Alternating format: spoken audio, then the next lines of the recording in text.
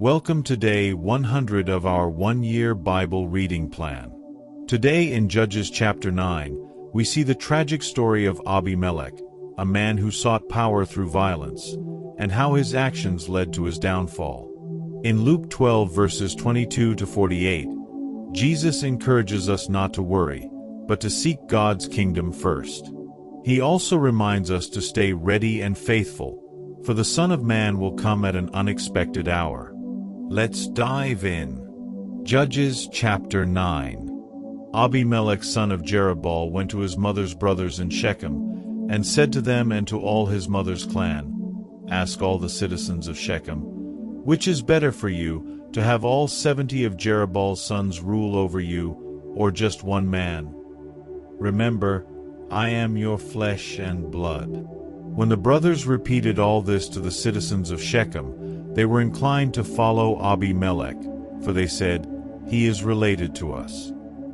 They gave him 70 shekels of silver from the temple of Baal-berith, and Abimelek used it to hire reckless scoundrels, who became his followers. He went to his father's home in Ophrah and on one stone murdered his 70 brothers, the sons of Jerubbaal. But Jotham, the youngest son of Jerubbaal, escaped by hiding. Then all the citizens of Shechem and Beth Millo gathered beside the great tree at the pillar in Shechem to crown Abimelek king. When Jotham was told about this, he climbed up on the top of Mount Gerizim and shouted to them, "Listen to me, citizens of Shechem, so that God may listen to you." One day the trees went out to anoint a king for themselves. They said to the olive tree, "Be our king." But the olive tree answered, "Should I give up my oil, by which both gods and humans are honored, to hold sway over the trees?" Next, the trees said to the fig tree, "Come and be our king." But the fig tree replied, "Should I give up my fruit, so good and sweet, to hold sway over the trees?" Then the trees said to the vine, "Come and be our king." But the vine answered, "Should I give up my wine, which cheers both gods and humans, to hold sway over the trees?" Finally all the trees said to the thorn bush, "Come and be our king." The thorn bush said to the trees, "If you really want to anoint me king over you, come and take refuge in my shade.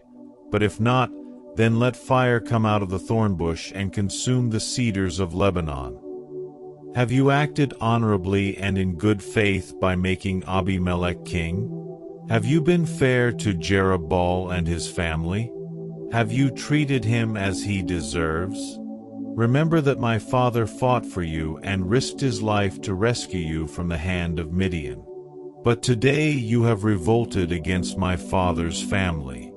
You have murdered his 70 sons on a single stone and have made Abimelek, the son of his female slave, king over the citizens of Shechem because he is related to you.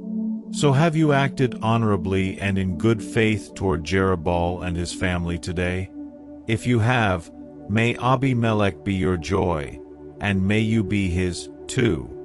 But if you have not, let fire come out from Abimelek and consume you, the citizens of Shechem and Beth Millo, and let fire come out from you, the citizens of Shechem and Beth Millo, and consume Abimelek.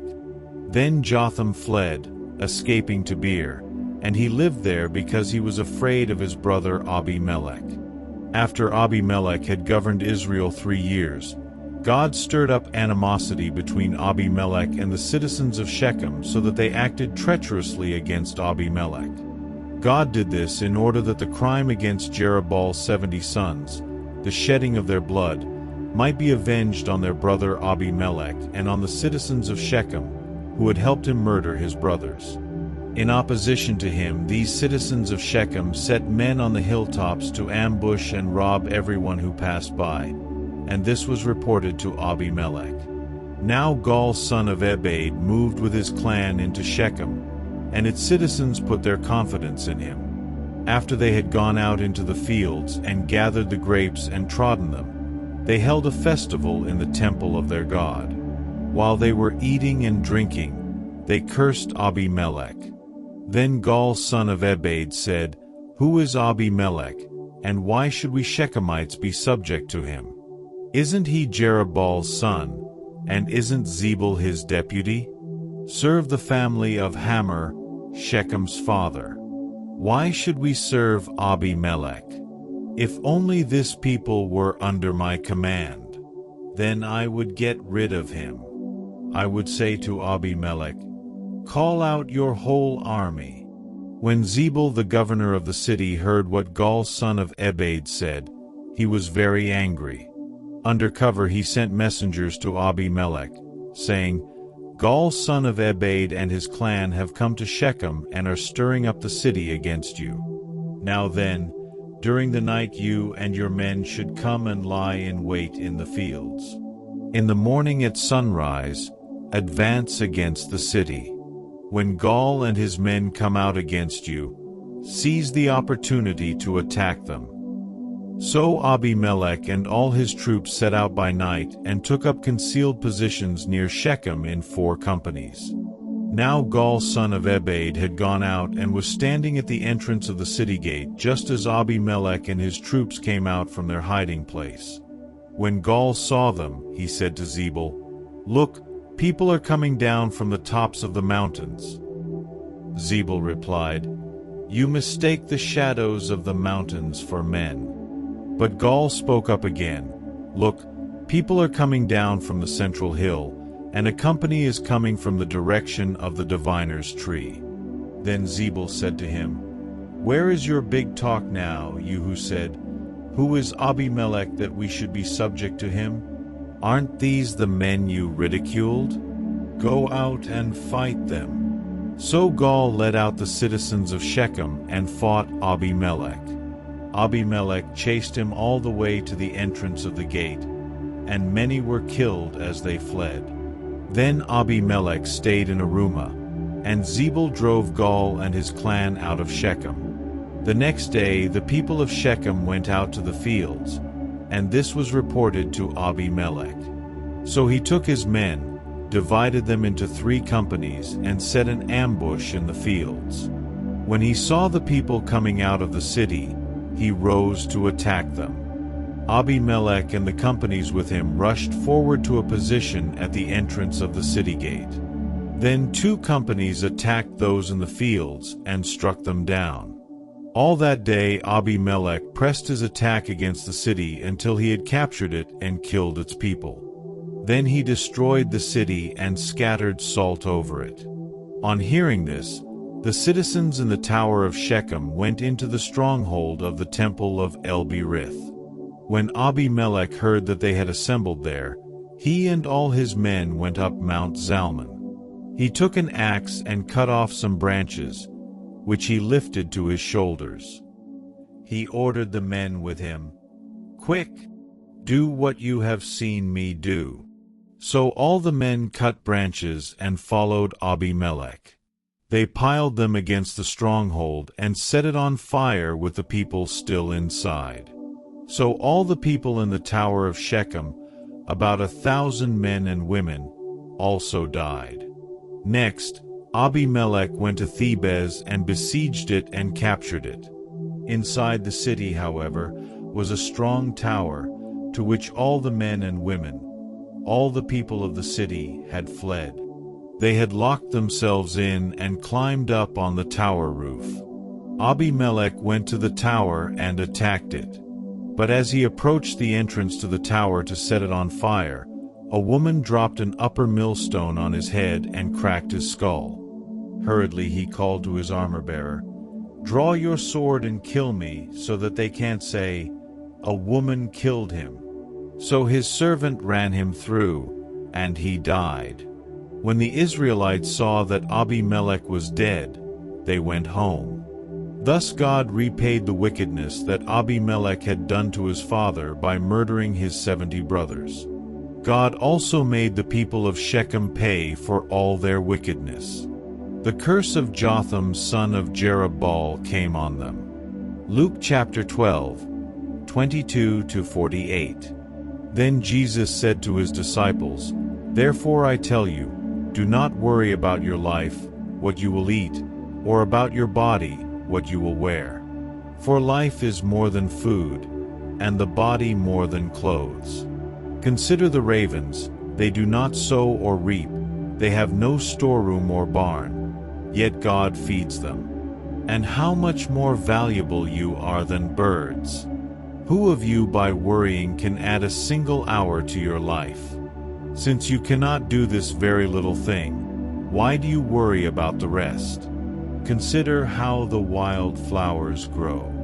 They do not labor or spin. Yet I tell you, not even Solomon in all his splendor was dressed like one of these. If that is how God clothes the grass of the field, which is here today, and tomorrow is thrown into the fire, how much more will he clothe you, you of little faith? And do not set your heart on what you will eat or drink. Do not worry about it. For the pagan world runs after all such things, and your Father knows that you need them. But seek his kingdom, and these things will be given to you as well.